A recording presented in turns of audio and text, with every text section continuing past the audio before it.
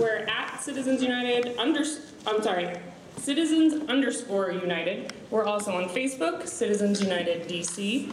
So please be tweeting about this. We're hoping this will be a big film. I guess as we're waiting, I'll introduce two of our panelists. We have Brandon Michael Darby, and though once a prominent radical, his experiences have led him to have a deep love for his country and to have a passion for investigating and exposing groups and individuals who intend to harm the United States. So that's why he's an expert on Occupy Wall Street. He gained international recognition for his role as an undercover operative in the FBI's Informant Human Source Program, having directly participated in stopping violence against U.S. and Israel citizens.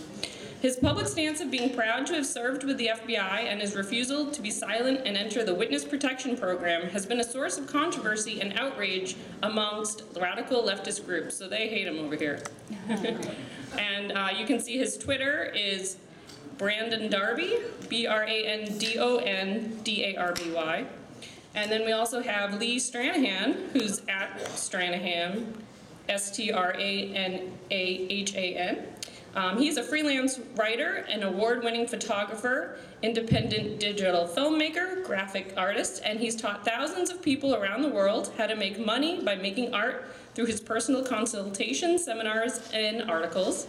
He is a self-described writing, filmmaking, photographing, teaching, entrepreneurial, homeschooling father of 5, plus 2 twins due in March type dude.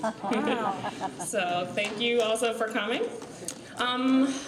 All right, I guess I'll talk about our schedule a little bit. We have our schedules in the back. I wanted to highlight the Citizens United films. At 8 p.m. tonight, we're doing our showing of Generation Zero, and that is the economic crisis that Obama ignores and Occupy Wall Street exploits to the peril of the nation. Director Stephen Bannon is going to be here for a live introduction. You might know him from our other films, Fire from the Heartland and Battle for America. He did The Undefeated with Sarah Palin. Tomorrow at 10 a.m., Governor Huckabee is going to be here to introduce our new film, The Gift of Life. That's a pro-life film, very inspirational. It's only about 60 minutes. This is the world premiere at CPAC.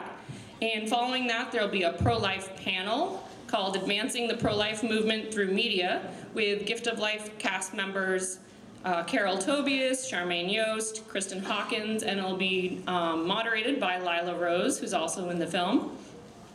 We have several other films that day, but we also wanted to highlight the Cold War double feature, starting with 9 Days That Changed the World at 3:45. That's about Pope John Paul's 1979 pilgrimage to Poland.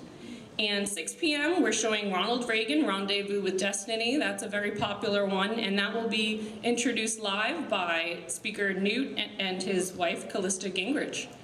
So those are some of our big showings. There are other films that are being shown by other great conservative filmmakers throughout the weekend. We hope you can check out our schedule and see what's going on. And again, Twitter, Citizens_United. And Facebook, Citizens United DC. Oh, they're here. Sorry, you started no. this thing with that. Main thing. Breitbart, good to see you. How are you? How are you? Thank you for having me. All right. Please. Does anyone have like melon? I'm on an Atkins diet. It's okay. Hi. Well, I was going to start with we are anonymous, but we're not. Thank you all for coming. Little cheap stunt there on our part. We stole our kids' Halloween costumes. My name is David Bossie. I'm president of Citizens United. I want to thank each and every one of you for coming today for our discussion of the Occupy movement and our upcoming film.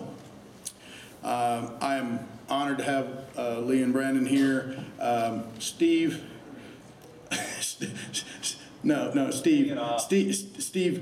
Bannon and Andrew Breitbart. I appreciate all of them for participating in the film.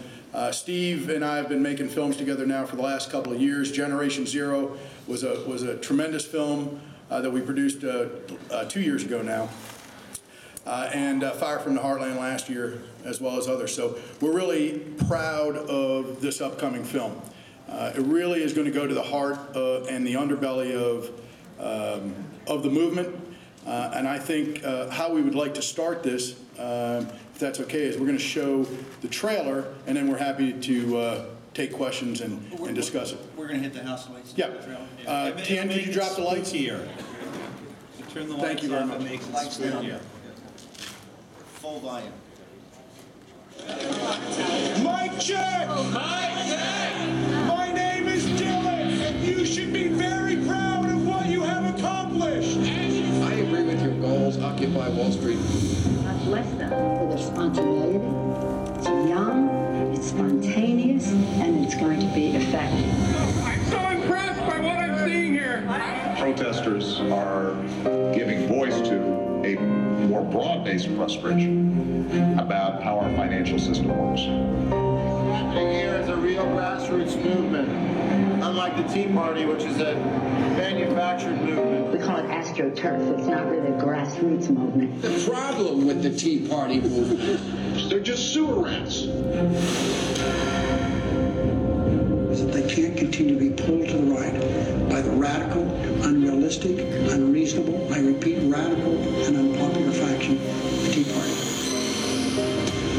Hello, citizens of the world. We are anonymous. I say take the FBI, the CIA, Homeland Security, go back to hell where your fucking Cameras caught evidence of drug use and paraphernalia. Like, you have hippies in the vault that actually take acid every day. This woman who didn't want to be identified claims she was raped here in one of the tents. You're gonna get fucked up.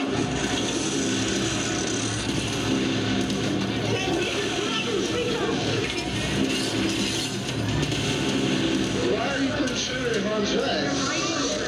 Why would you do that? Safety has become a very big concern around here. They're starting to even assault one another.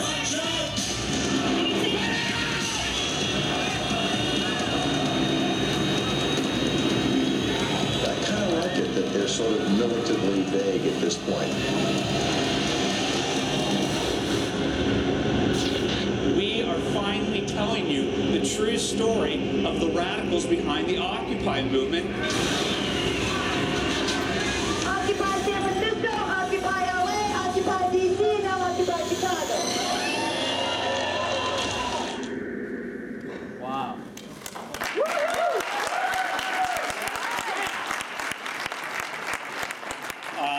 I hate these bastards. I really hate these bastards. I spent 2.5 years on the road defending the Tea Party from the mainstream media and the left because a group of people decided to stand up and change the media narrative towards basic American values. And there was a coordinated effort to thwart the Tea Party. And it started with the government stating through Janet Napolitano that the Tea Party was going to be a potentially violent threat. And the media jumped on that report to start comparing the Tea Party to Timothy McVeigh and the Michigan militia and all that type of stuff. It never came to fruition. It never came to fruition, but the narrative still holds. We remember the report. We remember 2.5 years of the Tea Party being attacked mercilessly and held to an impossible standard. When we cleaned up after ourselves, it still wasn't good enough at our Tea Parties. So when the Tea Party persevered and was successful in 2010, what ended up happening is these people were like, well, we could go the Dick Morris triangulation route, or we can double down. And the Occupy movement is the doubling down of the radical left.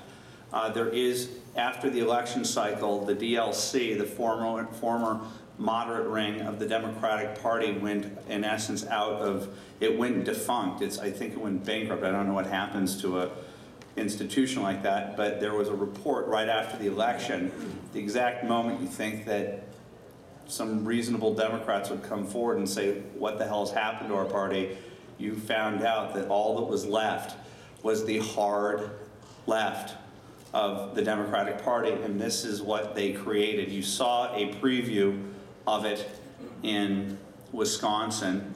You saw a preview of it when you saw certain unions showing up at tea parties, throwing eggs, being violent, and the media ignoring it. But this is the granddaddy. This is the rose parade of the left's attempt to take on the rise of the American conservative movement and standing up for what it believes in. In 2011, the mainstream media was involved in the manufacturing of this event. You saw Dylan Radigan there.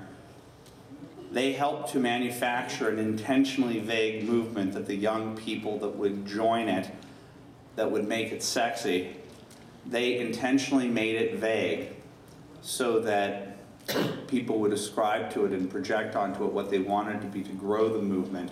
But then the people behind the scenes, the puppet masters, the Democratic Party, Barack Obama, are directly tied to this movement.